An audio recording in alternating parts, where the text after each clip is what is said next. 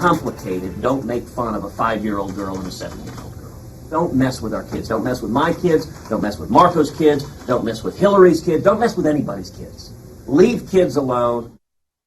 Well, you can see a pretty angry Senator Ted Cruz telling a crowd in Tulsa his daughters are not fair game following a cartoon in the Washington Post depicting his 2 girls as dancing monkeys. Even though attacks are in full swing, Cruz continues to cruise in the polls. According to the latest CNN ORC poll, he's in second place with 18%, and his success in the polls brings into question whether the recent attacks are part of running for president or is there something else here at play.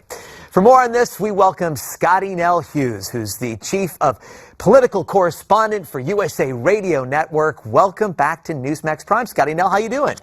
I'm doing great. Thank you for having me on such a great topic right now. Is it something we need to be talking about this early in the campaign? I agree with you. I mean, we should probably be talking about more of the issues, but let's address this one because I thought it was kind of interesting. After this whole thing happened, the Washington Post cartoonist actually defended the cartoon, saying Cruz, used his kids in a parody ad, reading Christmas stories to his children with titles like "How Obamacare Stole Christmas." Did that make you even more angry? Should we just be saying kids and families should be off limits? End of question. Well, I'm one of those that actually believe that the children and the family need to be a part of the political ads. In fact, I'm scared of a candidate that does not include his family because we're not just, I know they say we're just electing the one person, but we're not. We're electing the family. As we have learned with Michelle Obama's, her whole war on obesity and children, we're electing a family with this. And I also like to see what the children are because I believe a lot of the times your fruit is in your actual fruit and how good you are as a parent. So I'm one of those that like the fact that Senator Cruz and I have met both of his daughters, and they are the most lovely, happy, respectful little girls that I've met. And I think that they enjoy being on the campaign trail. They're giving up a lot to have their dad on the campaign trail, and so I do agree that they need to be a part of it. But I also think the negative criticism needs to stop. That's the one thing you don't do. Bring them along the way, and if they're just out there being their cute little selves, let's not make fun of them. All right, you want to see how they first are as being a dad, and will that qualify them for being president? Interesting take, Scottie Nell. Want to turn to the man that Cruz is chasing, Donald Trump, who has an overwhelming lead over his rivals. The latest CNN ORC poll, we showed him at 39%. Do you see this right now as a two-person race? And in the end, do you think the GOP nominee will either be Donald Trump or Ted Cruz, or is it just too early for that? Well, I don't like the word chasing. I like the word drafting, or drifting, as in NASCAR would put it. I think, or maybe it's like a two-legged sack race. I think the two of them are working together, but maybe not officially. I think what they're doing is they're encouraging the conservative movement. What we've been looking for so long within the GOP is somebody that represents our point of view. And these two men represent it. And all they're doing is building engagement, building people involved, making sure that people are waking up. So I actually look at them working as an unofficial team to get America energized, get the conservatives energized and ready to go into November. I don't think it's smart for them to be going after each other, hence why they're not doing it until we see more of the field clear out.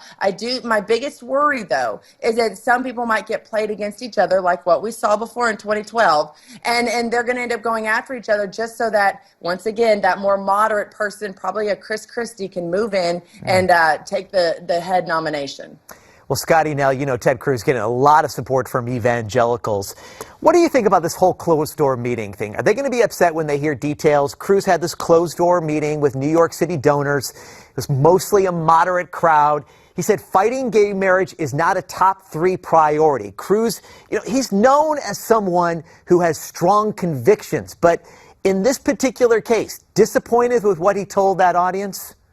Absolutely not, because how he went on to say it was about states' rights, and I completely agree with him. I'm as evangelical as you get, a woman of faith, but at the same time, you cannot sit there and compare everything and be outright about it. The left isn't. So when you sit there and go, you know what, that's not one of my top 3 priorities, but encouraging states' rights issues is, guess what, you're putting a constitutional base to your faith base. And that's exactly what we need. I think that was a very diplomatic and excellent way Senator Cruz handled it behind closed doors. I have no problem with closed-door donor meetings. They're happening. But what I have a problem with is people leaking them out. That's what I have issues with, because the truth is, we sit here and we hold these guys to like they have to be perfect 24/7. Nobody is. I want Senator Cruz telling his donors that he's going to win, that he is the best candidate for president. But I don't want it being able to be twisted by the media that in that way he's slamming other candidates. He's just saying it about himself. So I think we have to be very careful in this now politically correct world that we're living in, where everybody's under scrutiny for every minute that they eat, breathe, and live.